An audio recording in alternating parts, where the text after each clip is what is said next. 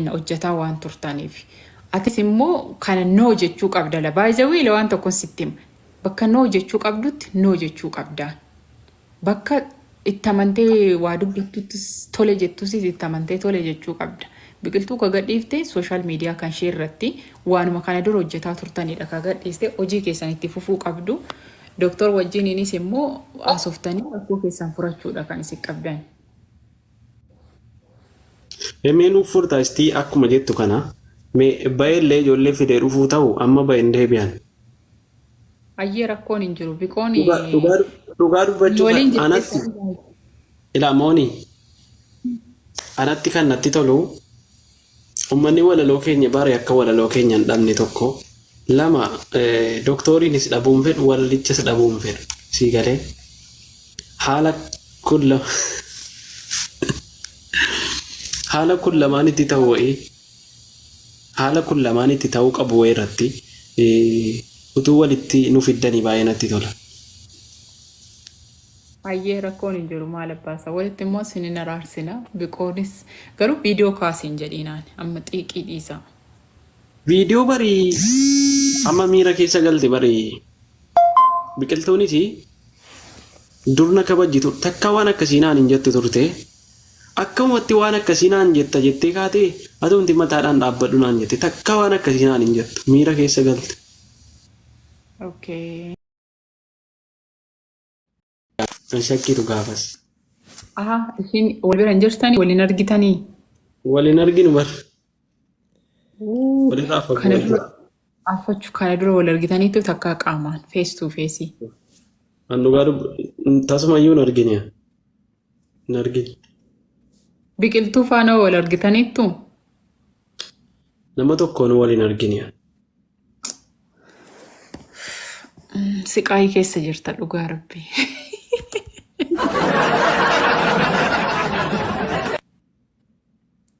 Miskiina miti dhugaa miskiina bara. Waaqi. Anatu miskiina miti. Laal ammallee jechuudha.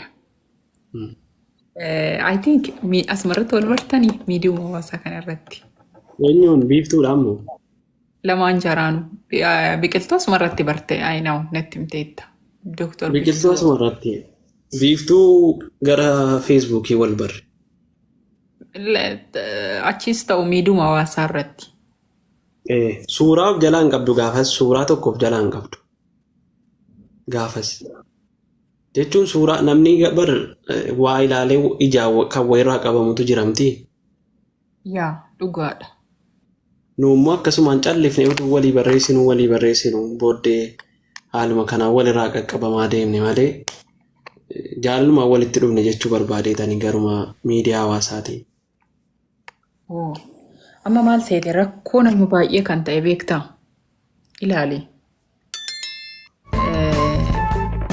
No way isin waan keessanillee ta'uu dhiisuu mala. Muuxannoon qabuu fi waan kana dura namoonni haasa'an irraa ilaali yeroo dheeraa almost waggaa 4 waggaa 4 ol yeroo jaalalaa irra hojjechaan ture. Hin beektaa jetti namni ka biyya keessa jirus ka biyya alaa jirus distaansiin kan wal jaalatee jirus miidiyaa hawaasaa irratti kan wal barees qaamaan wal argee wal barees waa baay'eetu jira. Even in my life jireenya koo keessatti anaanuu wanti mudate jiraachuu mala. Jaalaltii laali namni tokko beek yeroo baay'ee amma nuti miira keenya hordofna. Sammuu keenya akkuma dheengadda siin jedheera waan baay'ee kaasnee dheengadda haasaa turre garuu ati mee ofi dhamaatee kiyyaanan milkaa'aa jettamoo jaalalti kennaa rabbiiti jettee sammuu keetti himta. Dhugaa dubbachuuf jaalalli kennaadha. An dhamaa'eef hin milkaa'u.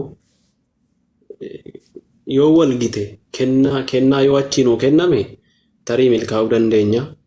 Yoo achi hin taane immoo akka nama muka yaabuu malee bu'uu hin beekne tarii yaabee keetti of gadhiisuu mala achi kufee du'uu mala kanaaf kennaadha jedhee nama nana.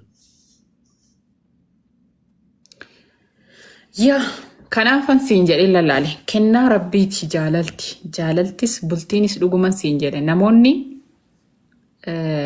wanti rabbi keessa hin jirre milkaa'ina hin qabu. Deemee bakka itti feel godhuun isaan oolu. Yoo rabbi keessa jiraate immoo wanni kamiyyuu yoo dhufe yoo raase homtuu maan ta'u. Hinaaffaan hin jiraatu. Real love jaalala dhugaa ka jennu beektaala. Ciqiin nama waliin nyakkisuun kun hin jiru. Wal shakkuun hin jiru. Walitti naafuun keessa hin jiru. Full waan hundumtuunu perfect taata. Perfect jechuun walitti hin buutu jechuu miti beeki. Namni waan takka irratti qodaan meeshaan bar walittuu ni buuti. Otuma wal bira jirtu walitti ni buuti.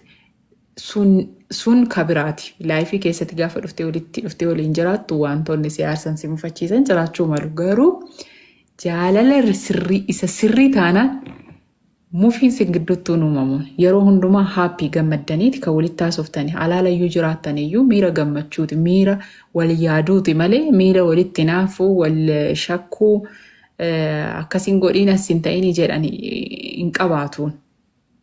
Garuu ammallee waan sitti himu just namni gaafa alaalaan teessee walitti haasoftuu fi gaafa qaamaan wal argitu gargari.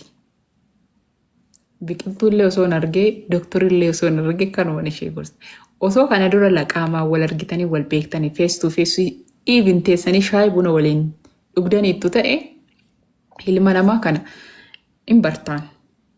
Amma tokko jira haala isaa miira nama sanaa hubachuu dandeessa. Garuu waliin argine keessa sadakkeessadhu waliin argine wanta wal beektanii jiru. Eenyu hiree kee akka ta'e dhuguma milkooftamoo hin milkooftu ammarra dhaabbattee wanti beektan jiraachuu dhiisuu malaan.